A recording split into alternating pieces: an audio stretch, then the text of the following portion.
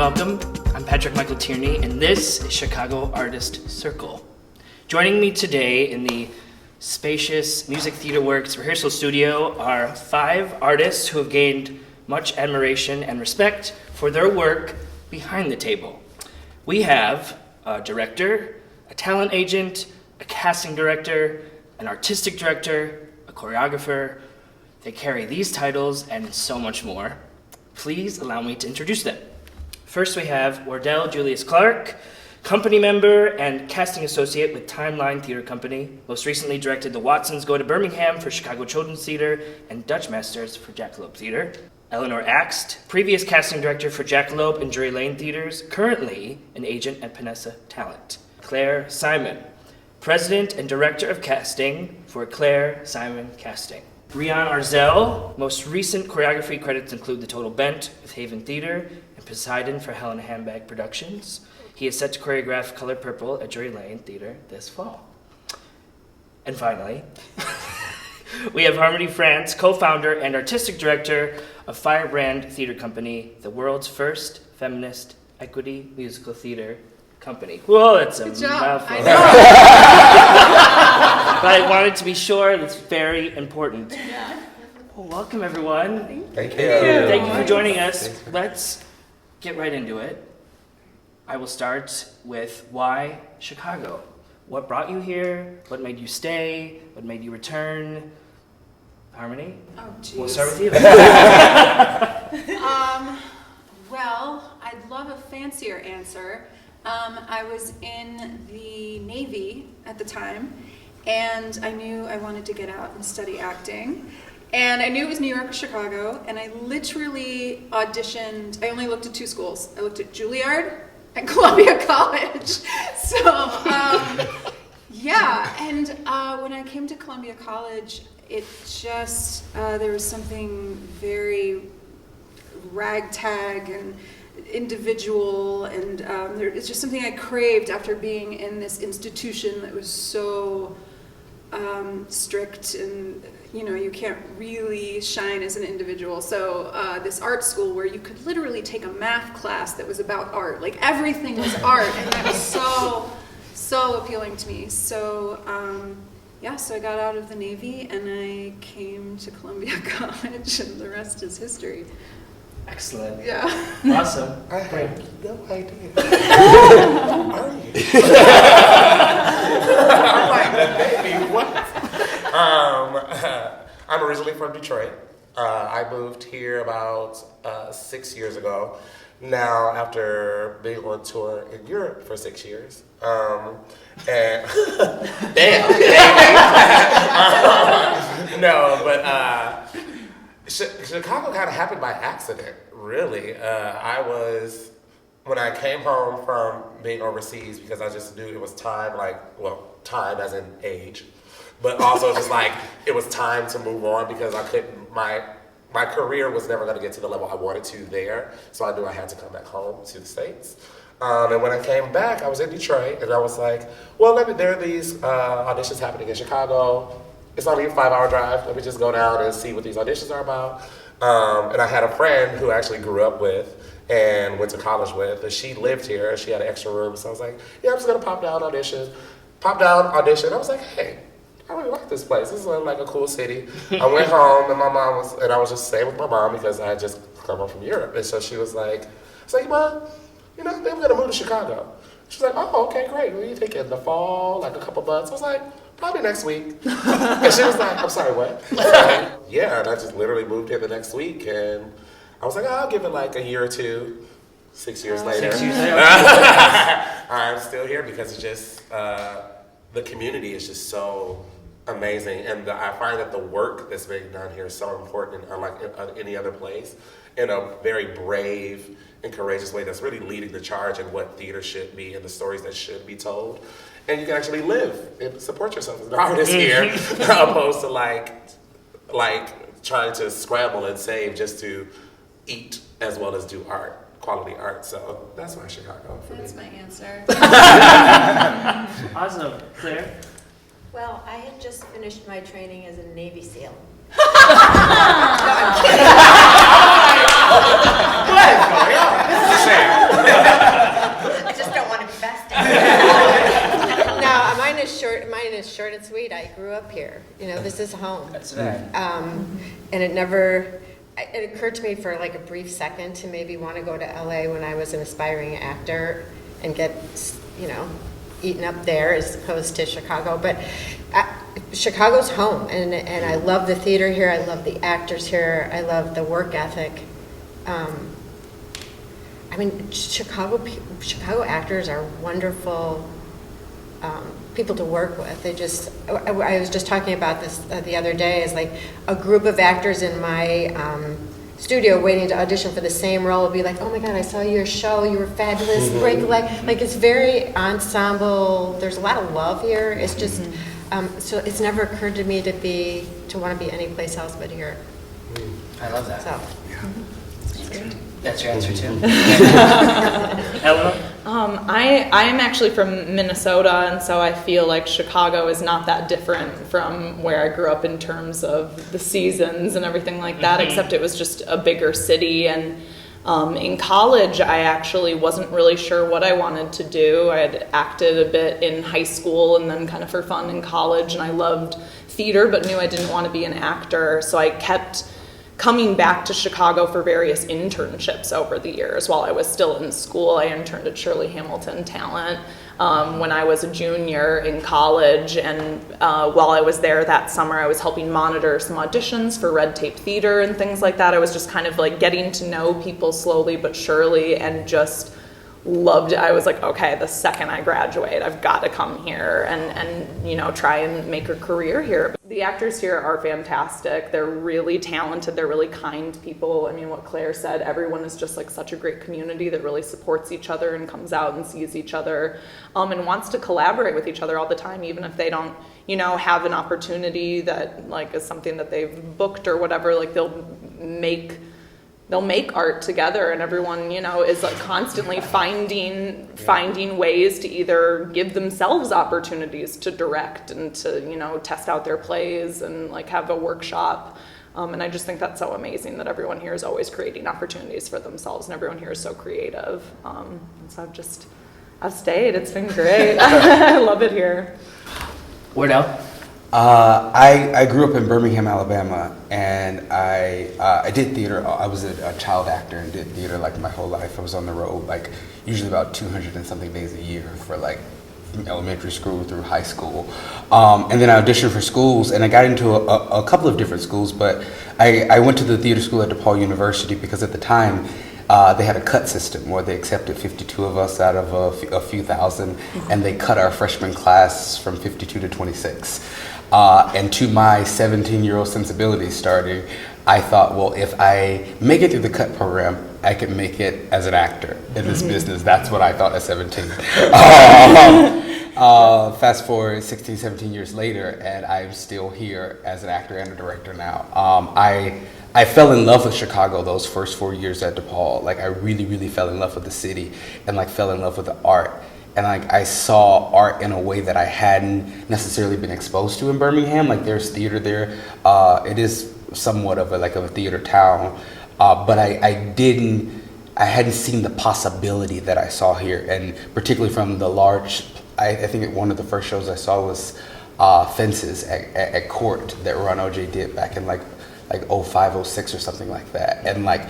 From that scale to like the small scale of storefronts, I was just like blown away by the artistry. I was like, wow, like I had been going to New York by myself since I was 16, but I had never seen work that was so specific and like palpable to the senses, to the feeling. I was like, oh, this is where I want to be. I made the right choice.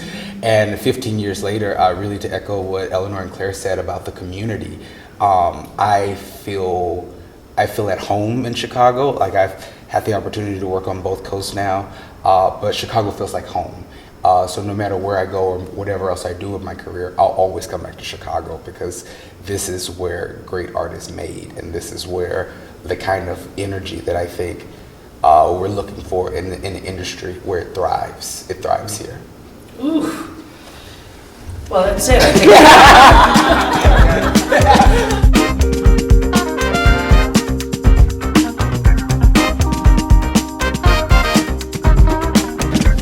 Breon. I have a question for you. Color Purple at Drury Lane is slated, last time I heard, to have an all-local cast. Yes. That is still true? Yes. Okay, correct me if I'm wrong, but that is not a typical occurrence. No, it is not. At Drury Lane. It's not a typical occurrence. So how did it come to be for Color Purple? Did you have to fight for it? Who made it happen? Fight for it, still fighting for it. Still fighting for it. Because we're not officially all cast just yet. Because of, that whole game of contracts and stuff, blah, blah, blah, how it goes. But like Lillian Brown, the director, she is very, very adamant about it by saying, no, this needs to be an all Chicago cast, because we both share that sentiment that I think it's ridiculous, to be quite honest, that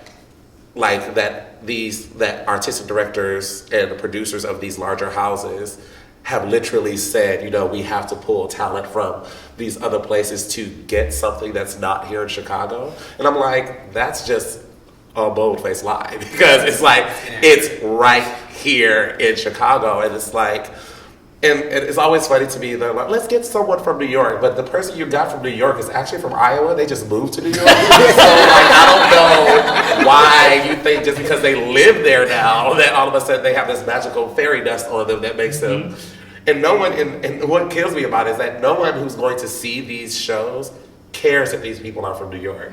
They're going to see these shows anyway. And you know what I mean? So it's like, why go through all this rigmarole to get these people when, quite honestly, a lot of times the art suffers because of it. Because where do you think that money is coming from that they're pulling to house these people, to fly them in, to do all these things? They're pulling from somebody else's department. They're pulling from lighting. They're pulling from actors' contracts. They're pulling that money from somewhere. It doesn't just disappear, and this doesn't come out of nowhere. And so you're actually sacrificing your content and the quality of your content just for this one person. But why do you think some companies, is it just simply the whole New York, they're from New York? Yes, it's just to say that they can, and that they did, and that it becomes this, it's this magical land where wizards live. And it's like, no, actually all the magicians are actually just right here. We're just low key about it. I think they underestimate our audiences. They really do. You know what I mean? Yes, if it is a humongous star, that is going to get people in the seat. Right, Shoshana Bean doing the beaches. Thank you. Okay, yes, because she's Shoshana Bean. Ain't nobody, you know what I'm saying? If it's someone that was a third cover really, our audiences don't care. They'd rather see these stars that we've cultivated in town. They're so excited to be like, and I saw them in that, and I saw them in that. To follow a career. Yeah, and so, she was really, Lillian is to answer that part, Lillian was really the person that said, no, this is going to be all local contracts. It needs to be, I want it to be, we need it to be. And when we did our audition call and our dance call, that for me solidified, no one can ever say to me that they can't find what they need in Chicago. Talk to me about that call being was, it was, I have not cried in an audition room the way I did in that room. The whole panel literally cried about 4 or 5 times just for people's auditions. And because they were so, what we've been saying about Chicago actors, they were so giving and they wanted it so much and they were so vulnerable. And we're also seeing these people who are of the scene and who grew up in the Chicago scene, and you're saying, yes, this is your time, this is your moment, you want this, so we need to give this to you so that other people can see that you don't need to go anywhere else. It's all right here. I was just going to say, I think that sometimes the problem even starts before the casting process with sometimes, bringing in directors from out of town too, that sometimes I feel like directors will kind of be like, I'm not seeing what I want here from Chicago, or will kind of underestimate Chicago and then want to be looking somewhere else. And so I think that sometimes a lot of those bigger houses too, we got to bring in this huge director from who knows where, and it's also still underestimating the audiences because it's so exciting. I mean, Lillian's been living here for years, and everyone's so excited, to see that she's having so much success, and so much of that is because we're all from Chicago and everyone's all in this together, so I think that it sometimes can even start from higher. Because a lot of I think you're absolutely right. To play devil's advocate a little bit, do you think that an argument can be made for actors in Chicago that want to work elsewhere? Do you think it's the same? So do you think that we should allow outside actors so that actors here can work elsewhere? I think actors can work wherever they want to work. I think artists can work wherever they want to work. I think, and it's not about our community being insular in a way of we don't want these outsiders. That's not it at all. It's a matter of bringing in someone from the outside to carry a thing, to be the lead, as to assume that we don't have that particular talent pool here in Chicago. Yes. The merging of talent across the coast has and is and always will be a thing. Like you can go work wherever you want to work. I think we're open to people coming here and working all the time. There is a host of great Chicago talent that is in LA right now, killing the game, right. and in New York, killing the game on Broadway right now, killing the game. And I from everything that I've heard, of people in New York, and in LA, casting people are always thrilled to have Chicago people in the room because you're going to get a certain kind of quality of work. What's a certain quality? Well, it's just, there's a preparedness. There's we are prepared. Chicago actors are generally, for the most part, very prepared actors. There's a work ethic. There's a work ethic. Claire, would you agree with that? Oh my God, yeah. Comparatively to I other just- cities. I just think the work ethic in Chicago is like none other. And I know that when people come in to my office and the actors come in, they're like, we don't see this in New York and LA. Wow. This kind of preparation. But to your first question, I just think that I think it would change a little bit, especially like for TV film also. That kind of, I can't describe it as anything else, but like a snobbiness or a preconceived idea that it's LA and New York and then Chicago's kind of like a subculture of it, and then people will sit in the room and go, oh my God, they're so good. And I'll be like, You're well, like, yeah. they are. I mean, the talent's phenomenal. And so and for me, like with TV stuff going on in town, like the actors get much better at auditioning and vying for the same parts. It hasn't quite changed though. If the casting director in New York sends a link and then I send my link, there's generally a different perception of the New York actors. I think we all sent them all in one and didn't say who was from where. It is. It truly is. Yeah, that would be really interesting to me. I think it's also a curse and a blessing. We just don't have as much money here, right? None of us are going to get rich doing our art in Chicago. So why do we do our art in Chicago? We do our art because of the work. We do the art to make an impact. We do the art right now there's such a revolution going on right now to change the face of theater. And I would say, I'm biased, but I would say that we are kind of spearheading that in Chicago. Like, we're definitely making strides here, and it's because there isn't as much money. Because my friends in New York are just trying to make it. You know what I mean? So they can't take the same risks. They can't necessarily turn down jobs that they might turn down here because they have to put food on their table. So.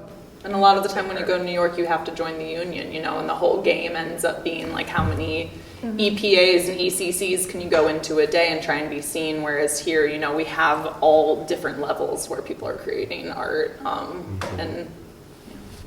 Yeah. I know all that started with talking about Color Purple. And in regards to Color Purple, I don't know if all of you heard, it was recent, in the past week, I believe, on social media is where I saw it. The actress in the UK, in a UK production of Color Purple that was fired for a post that she made in 2014, a homophobic post. It surfaced again, and she was fired from the project. She was Play Seeley. So, bearing that in mind, do you pay attention to how someone curates their Facebook or their Instagram? Do you care about posts from years ago? Do you care about how many followers people have? Is that something you think about when you're behind the table and looking at someone for a role? To one, which is a thing now in LA in particular. I'm sure, Claire, you've heard about this, but in auditions at certain places now in LA, they ask you how many like Twitter and Instagram followers that you have. That's been coming up. Yeah, it's been coming up a lot lately with a lot of friends who's audition. I don't care about that at all. I do care about like. I call people in from Facebook sometimes. Like I'm like scrolling and I'm like, oh yeah, them. I didn't think about them. Like when I'm looking through things and like you have lots of databases, obviously, and all of the agents and stuff that you request from. But there's still some times where like a scroll will just like bring a name that you weren't thinking about to mind, and that's very helpful. Being a social justice activist, I do care about people's thoughts and opinions on a lot of things. Yes. When that performer's first tweet popped up and it became a headline, I almost instinctually knew she would be fired because of the tweet itself, but also the role. And specifically what Celie means in the color purple, and that black woman queer aspect of what Alice wrote in the novel and all that source material. So I was like, I don't think this is going to go well because I don't know how producers can justify it. Right, and even if it was 5 years ago. Yeah. And then there are other times when I'm on social media and I see, artists, we're not a monolith. We have a lot of different opinions, and like I think that is absolutely okay to have a different not necessarily even the same vantage point that I have, but at the risk of it being harmful or at the risk of it coloring something in a way that is not helpful to the conversation I think we're collectively as a community trying to have. I think there can be repercussions for that. Huge. I mean, I just, for part of the question, the only time I've experienced anyone caring about like Twitter followers was for the first time when I was working on Empire. Because we had a role for a DJ that anyone in Chicago could have done well. But they flew somebody in from New York who had, a quadrillion Twitter followers, and I was like, oh. Like it's a marketing thing, because I'm always, it's about the most talented person. So that was shocking, but it was sort of an educational aha. It still doesn't matter to me, unless I'm trying to sell somebody, unless it's between somebody here and somebody in New York, and I'll be like, he's got a trillion followers. But I have to say, we do these little educational videos for the actors, just to help them out from our vantage point. And one was about what you put out into the universe. I just don't think people think about what they write and who they may offend or hurt. They're just like, everyone's entitled to my opinion, and I'm going to, give it to you, without thinking of the ramifications and just being a professional. You put something out there that's hurtful or offensive, especially in this day and age. Like there's no patience for that anymore. I mean, people forget that it's called the World Wide Web. It lives there. They do it and they think, oh, this is just for the people that follow me, or these are just for. It's like, no. It's like on the internet. Like it can be seen by anybody eventually. And it's like. And I think that it comes with two things for me too. Is like, as far as like older posts, I always have to remind myself that people are human and people learn. And so what somebody posted 9 years ago, they might not be that same person that's living in this present moment. That could have been a person who grew up in a very specific area surrounded by a very specific type of person. And then once they were delivered from that or left that and they learned and they got exposed to a whole different type of energy, people, surroundings, their perspective could have changed. So it's about like assessing where they are in this present moment opposed to some message that was buried deep.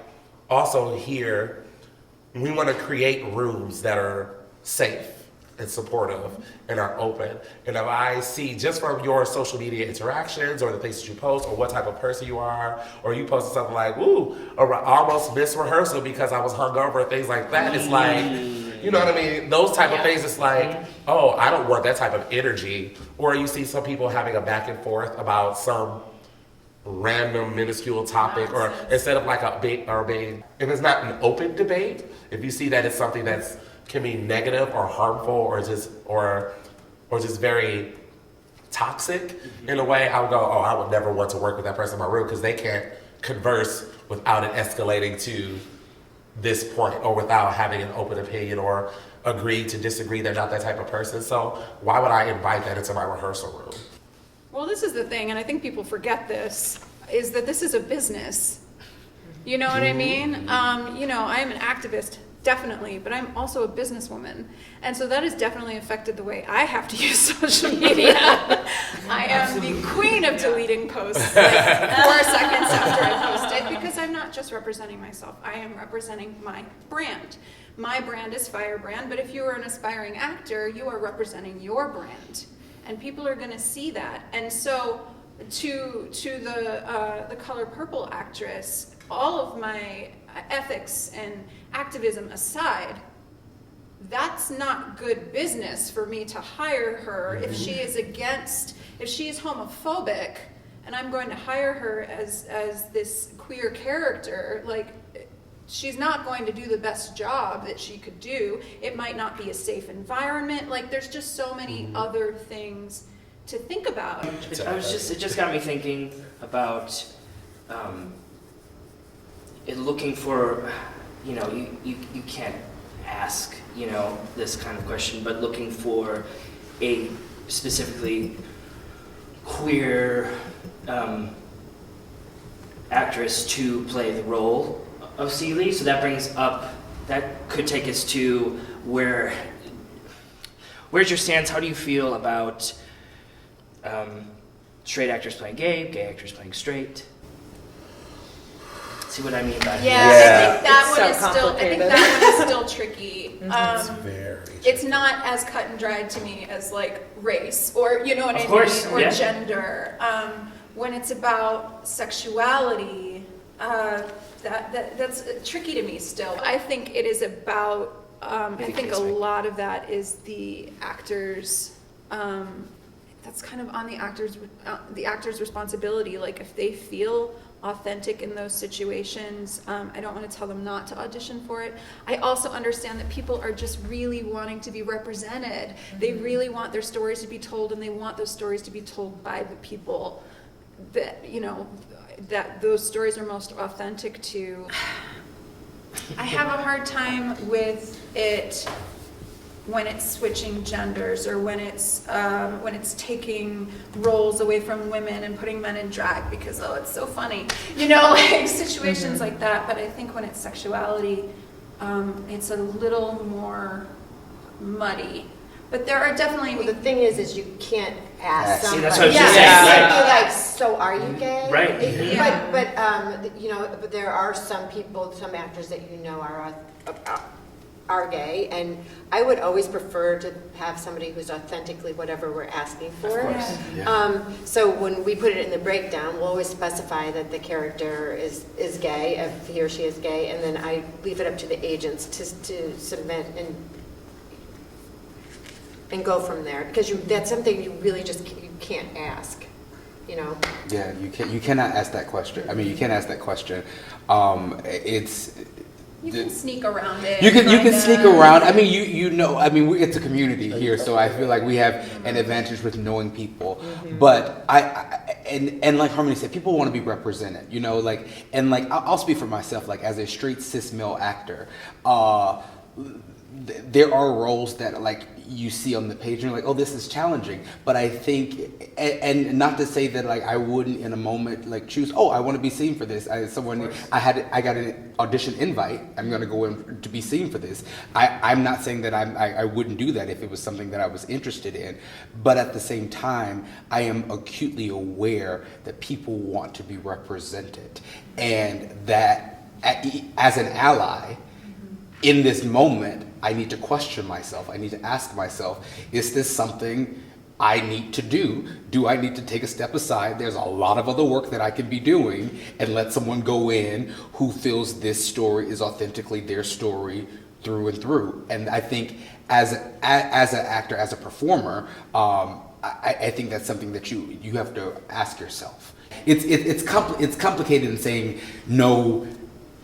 As a straight, I should never go in for a gay character, or like I should never. If Claire calls me in for something, like if the character is gay and everything else about the breakdown fits, if everything else about the breakdown fits except the sexuality part, like does one, not me, but does one deny themselves that opportunity? And conversely, I know a lot of, say male actors who I know are gay coming for straight roles. Of course, that's so. And they should. Yeah, they absolutely should. Of Yeah. course. So, but it's just not something you really discuss. Yeah, you don't. But I think the tricky situation is that they're in any sort of situation where there's that, it's about the abundance or the scarcity of roles. So to me, gay actors going in for straight roles is a necessity just because of, The pendulum of it. the art form. One thing that has helped me when I'm confused about an actor for any reason is I will ask them why they're connected to the piece.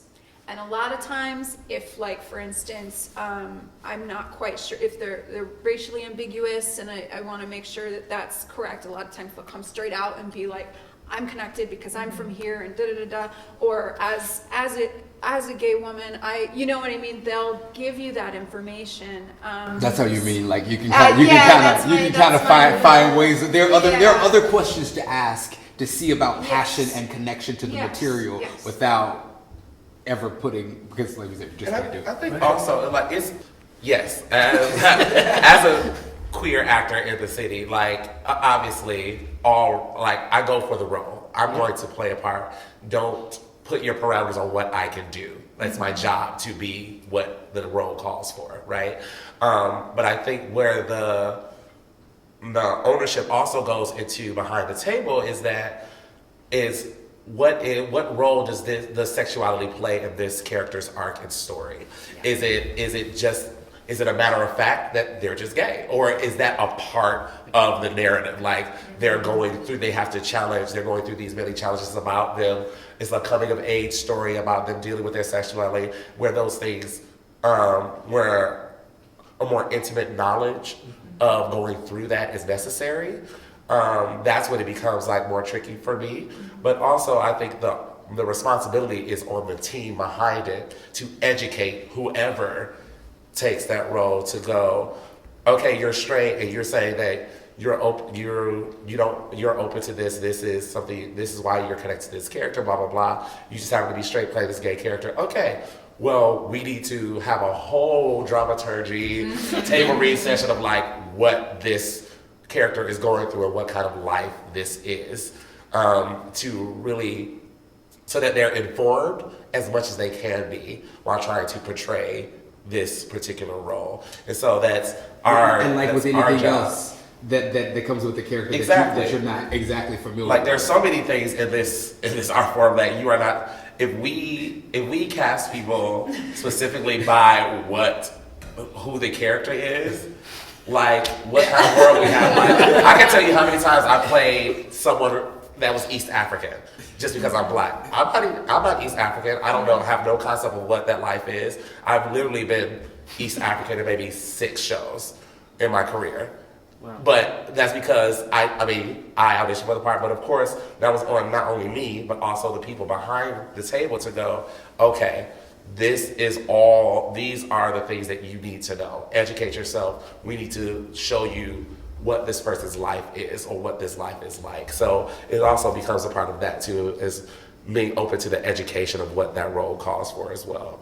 As much as yes, I think you can get a dramaturg and help people to. There's never anything as authentic and beautiful and alive as a group of people telling their story. Part of it is, and I don't want to speak for people, but I do know that when it's a disenfranchised or marginalized group, they're not instantly going to trust your theater company. They're not instantly going to trust that it's a safe space. So part of it is making sure that your space is safe. Just recently when I did choreography for a show, the artistic director was like, I just want, why does the audition room look like this? I was like, well, because your shows are typically known for being this. And they don't trust that, the other groups out there don't trust that this is a place for them. So why would they come and audition for you when they don't even think they have a chance? Mm-hmm. You know what I mean? If your shows are historically white, why would these actors of color come to you as thinking that they have an opportunity when they look at all of your previous shows and they don't see themselves? I was going to say, I have here, you often hear people say, well, we tried, we put strongly encouraging all backgrounds and types in our audition notice, they just didn't show up. Okay, this is the thing. The responsibility doesn't end with the audition notice. No. You know, Exactly. you can't just post it and expect everyone you want to perfectly show up. Yeah, you can't just have one day of auditions Right. and then like have it be done. And so much footwork has to be done before that. And you have to be like checking people's, availability ahead of time and like putting in that work. Because yeah, it can't just be like one day. Oh, no one showed up. Sorry, we tried. You have to so much go more goes see into the that. shows. You have Yeah. to, meet people. You have to cultivate relationships with artists. You can't just expect it to just happen. Fall into your People lap. come to you. Yeah, also, you don't do a show like that unless you at least have like Exactly. an Okay, there- idea of like, Right. You I can have cast. Yeah. They're not necessarily Yeah, precast, that you can but do like it correctly. Because you have a pool to operate from to cast the you show. don't just like, Right. oh, well, inclusivity is in right now, so let's put this show in the season without having any like thought to how to actually enact that.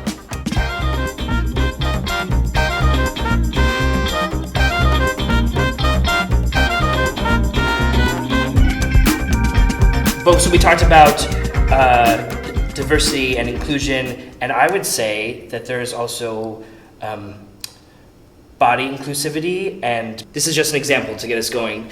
Could you see a non-traditional body type playing Belle in Beauty and the Beast? Yes. Yes. Could we? Yes. I don't cast based on physical carriage. I cast based on, I'm a hippie, so I cast based on an energy or an aura or a chemistry. And that doesn't necessarily always line up with a specific type. I think it goes right back to what we were talking about before, where we are underestimating our audiences. Mm-hmm. They just assume that we have to do it this certain way. And like, maybe if we're not used to seeing it for the first like 30 seconds, we're like, oh, okay, it just takes us because we're not used to seeing it. But you know what? Then if you're doing your job, the story is going to take over and it's not going to matter. And the audience doesn't care. It's this archetype. It's this just is the patriarchy, and it's just what we're stuck in. And in LA, obviously, it's even worse than in theater. But this whole inclusivity conversation, it just needs to come down to who are the humans that need to tell the story. And it shouldn't have anything to do with what you look like unless it is plot specific. Exactly. Mm-hmm. You have to go to the text every single time and be like, but why does that have to be a man? But why does that have to be a white person? But why does that have to be a thin person? And just throw that out the window. And then once people start seeing themselves on stage, first of all, they're going to relate more to the art, and frankly, it's not lazy. I'm so tired of lazy casting. I had a couple conversations with actors about that, like, because that's a show that's been being cast in town a couple times in the past couple of years. Quite a few times. Yes. We don't speak that name. But I had a couple actors reach out to me and kind of be like, do you think that that's something I could be seen for? And I was so happy that conversation was happening, because of course it's like, it might be something where, I submit a bunch of actors and get these certain names back, but it's always, I think, good to be like, you know what, let's push this, let's see, if they'll see you, let's try, because it's the same thing. It's just like lazy casting to have every Belle look the same over and over again in this, go, exactly like Harmony said, go to the text. Why does it have to be that way? It should be based on the person's performance and not what they look like. exactly not what they look like. Also, this is no comment on the bells that have already. Yeah. Oh, of course It's not. not their fault. They're just trying to get a gig like everybody else. Just wanted to make that clear. They're trying to make Never coin. get credit after They taking were his job. perfect- and they're No. perfectly- Yeah. perfectly And there's also lovely. nothing wrong with, like having that body type either. Exactly. You know? I was It's just gonna really, say. it should just be like, Consider And all. open. it should be open. It should be and like ambiguous in that sense in any way. You know, I remember doing a search for, Mike and Molly, I think it was called. Yeah. They were looking for the lead role, and I remember when they were pitching me, when they were telling me about the storyline, they're like, "This is okay. Get ready." Oh my God. Two fat people fall in love. And I was like, okay, are they having sex too? I mean, just like that was such a novel, like a show about two really fat people weren't on TV, and that just struck me so, like that was so true to the times. And now there are so many shows with people of all different sizes, and I think with cable and different, like we have more choice of what we watch. And people like seeing interesting faces. Like the whole stereotype of like network beauty, I don't think that's what people want to see anymore. They want to see people that look like them. It's not like the one brunette and the one blonde and the Asian tech guy, and you know what I mean? Like it's just Yeah. like these stereotypes that we see all the time. I think women want to see themselves and be seen in romantic situations and like real life. Have you noticed that shift specifically in your 23 years as a? Is it 23? Yeah. As a casting director. Yes. Yeah, and Tuesday.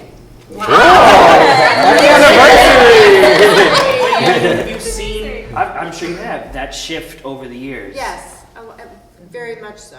Very much so. That's encouraging. It's still like it's still network TV beauty. You know, like all the fire people are beautiful. They just are. Yeah, They yeah. just are. That's true, they are. But I definitely see TV as a whole changing, like cable TV changing, and there are a lot more stories about women of different sizes now that people love. It's funny that we say, and I agree that we say, those fire people are beautiful.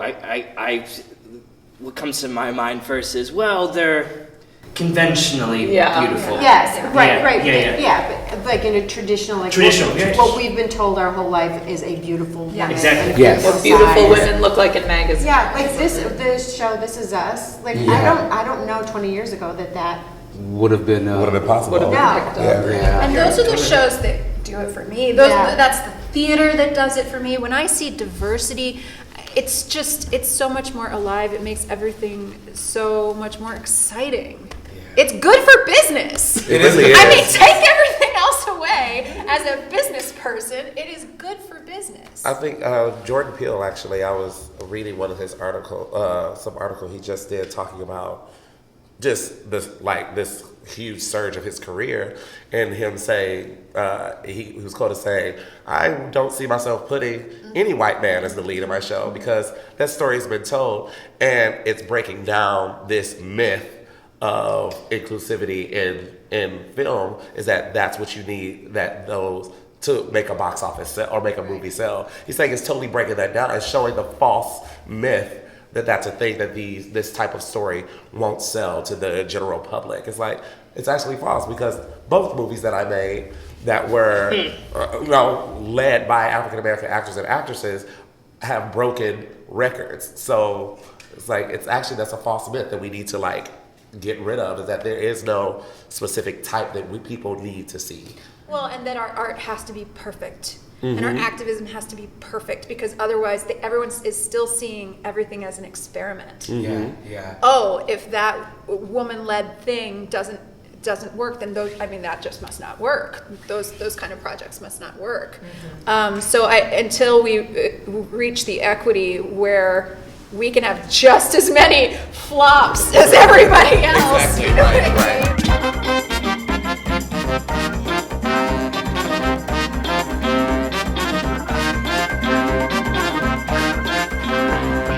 Eleanor, I remember when the casting news was announced for Hamlet at Chicago Shakes for the first time. Yes. Before Rollo Esparza was recast due to conflicts. Lots of folks didn't agree with the casting of Raul Esparza and largely blamed the casting director. And I remember very specifically that you quickly came to his defense. Why? I was just talking about this like today, yeah, which is really crazy because I just thought about that. Hot topic. I hadn't thought about it in a while, and I was thinking about it again because I was talking to a friend, and I was like, I know that like Chicago Shakes and a lot of these equity houses definitely like have their problems and have things that they do and decisions they make that definitely disappoint the community. And I think that what upset me in that whole situation is I was seeing a lot of activity on Facebook that was calling out like Bob Mason specifically, like in casting or in just, it was a lot of like attacking towards casting in general. And I felt sad because I had been his intern and I learned a lot during my time at Chicago Shakes truly about just making a good environment for auditions, about being a really warm presence on the other side of the table, and everyone who comes in is a human being, and you want to like give them the shot to do it again, give them a note, not be cold, because now I've like been on the other side of the table with a number of different directors and casting directors that I've either assisted or worked with in various ways, and it made me sad that I felt that there was probably a lot of decisions that were made up even higher than casting. Like if I know the way that these equity theaters work, and it's like it's the producer up here that's making this decision that then comes down to here, which comes down to here, and the director, and then the director, the casting director has to serve the director. The casting director's job is to bring as many good options as possible for other people to make that decision. And a lot of the time actors are like, casting did this, and they made all these decisions. I'm like, casting directors are slaves to like everyone else's thing, you know what I mean? And so that, it just made me sad because I was like, this decision was not Bob Mason's or the casting department at Chicago Shakes' decision to make. I'm sure he had nothing to do with it, and like, yeah, I don't know. That was one time, because I try to like stay out of things, but I was like, no, I'm putting my foot down. He is one of the kindest people I've ever met, a great mentor to me, and has like taught me, and he was an actor at one point too, so it's like... That's what I'm saying, is people tend to just kind of fly off the handle and accuse and certain people without really knowing... knowing what their actual jobs are. Because exactly. A casting director does not make the casting decisions. So you bring in a handful for the director. That's why they hire you, so they don't have to see 5 million people, that you're going to pare it down. Like for theater, we'll bring in 8 to 12 people per role, especially if we're doing a big production. There's only so much time in the day. You get the director in for like one day. Yeah, one day, maybe 2 at the most. For TV and film, I bring in 5 people, 6 max per role. Okay. So it's my job to like pre-read the whole world and then to hone it down to that. But when it comes down to it, the people that decide are not us. Yeah. They're for sure. There are times I'll be like, you should give him a second look. She's fabulous. Absolutely. I just saw her in a show. Can we give her another chance? I know she's super funny. She's just, that kind of input. But at the end of the day, it's not even the director sometimes. Like for TV, we'll have the director and producer in the room, and then they make their decisions. I send it to LA. The people out there pick who they want, and then we send it to NBC. So there's a lot of cooks in the kitchen making those big decisions. Yeah. And it's literally that they don't know, because that was something I had to learn myself as an actor, to not hold it against, the casting director, because once I got on the other side of the table, I went, there are so many other people making this decision, and not only people making the decision, so many other factors that go into making that decision. Like, this person may have been great, but this person over here, we really want this person, and you two aren't a good fit. And this person has to cover that role, and second cover that exactly. one, And there's so much. It's like you're making a tapestry. It really is a puzzle, and it's like sometimes you just get knocked out of that space for for a totally arbitrary reason that like you had no control over, and that casting director had no control over. Which goes back to the New York thing we talked about too. The amount of times I was in casting rooms where I was like, look at all these great people, and they'd be like, no, like I guess we're going to New York, and I'm like, no. You're like, why? Can I not have more of like a say on this? Or yeah, because then it comes from a budget elsewhere, and it's just it's a whole thing. I don't know how many people follow Ember Mack on social media. She's a choreographer and director in town. She posted a couple weeks ago with a call out to specifically women of color, people of color, and women specifically that are interested, that would be interested in working behind the table. Just because she was saying that she gets a lot of, questions from people, hey, I need this person and this person, like director, choreographer, and she just wanted to assemble a list.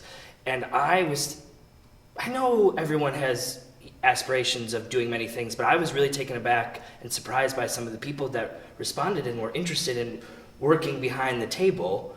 So that being said, do you have any advice for actors specifically that, or not necessarily just actors, but people that have aspirations of working behind the table? Just do it. I mean, that's like a lot of times, there are many parts of this, right? If there are no opportunities there, you can also create opportunities for yourself, which is how a lot of companies start. That's how the Hypocrites started. That's how Steppenwolf started. It was a group of people that saw something that they didn't see what they wanted in their current situation, so they created it, and it became this thing. That's why we are here. Right.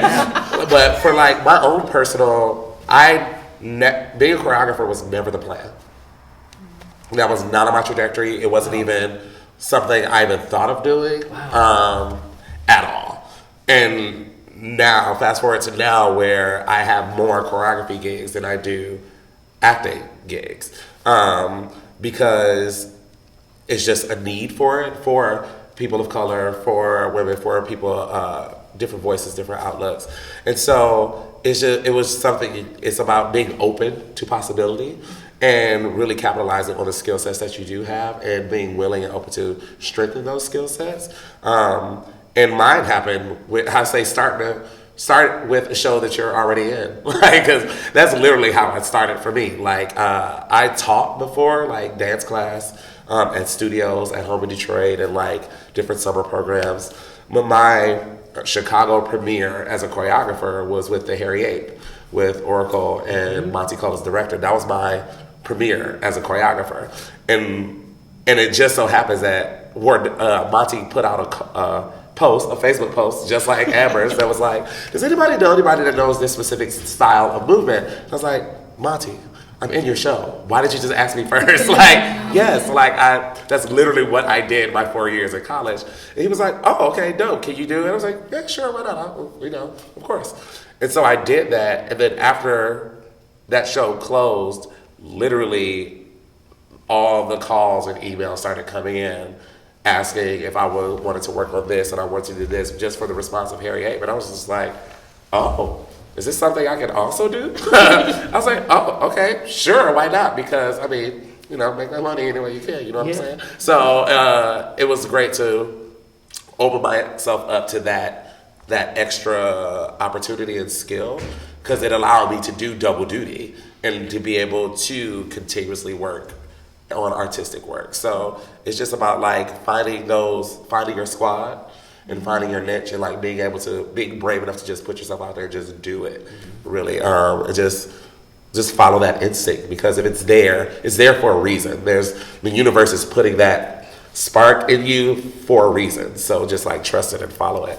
My entire career, all my experience came from interning, which I know is not it's important. It's important. It's something that's so difficult to be you should intern, because obviously there's no money in it, and you're just kind of working simply to see if it's something that you want to do. But that's also what's so great about internships, is that you can easily walk away from it and be I don't like that. I'm not going to do it again. Or you can be wow, this is amazing, and now I've met these people from it. For 3 years, I feel like I was everyone's like intern and assistant, and I just kept reaching out to as many people as possible because I was like, I want to learn as much as I can.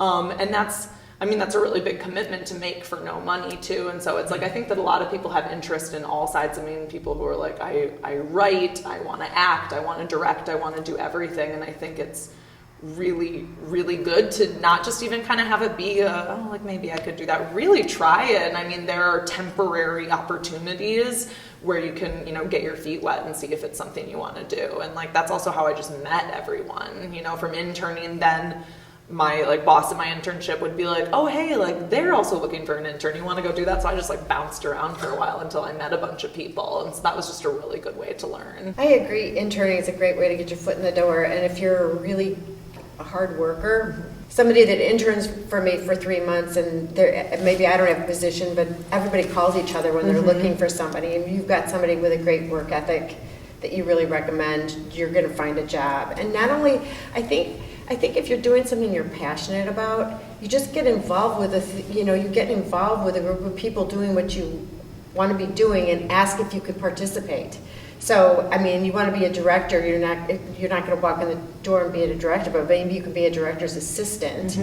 Maybe you can be a choreographer's assistant and see what they do and be their right-hand person, because people need that, and then you get involved, And a lot of times, most of the time it is starting off doing it for no money, Yeah, absolutely. But when I started casting, that's how I developed my whole theater and film division, was calling people and doing their low budget films for free and casting theater for free. And I called all the regional theaters in town and said, come see the fabulous actors in Chicago. I'll do generals for free. If you hate it and hate me, you don't have to ever come back. And if you love them, like I've had relationships with theaters for like over 20 years because of that. So I think it's like just going and doing it, and the money will come, But to offer your services for free, to get involved with a theater company or get involved with a company so you can get to know people and learn the craft. I can't think of a better way. That's going to do it for us. Thank you all. For everyone watching, be sure to like, comment, share, follow us on Facebook. Donate. Thank you, Harmony. Follow us on Facebook and Instagram at Chicago Artist Circle for the most up-to-date content. Also, subscribe to our YouTube channel. These are little things, but your engagement helps us reach more people and spread these conversations. Till next time. Thanks, everybody. Great.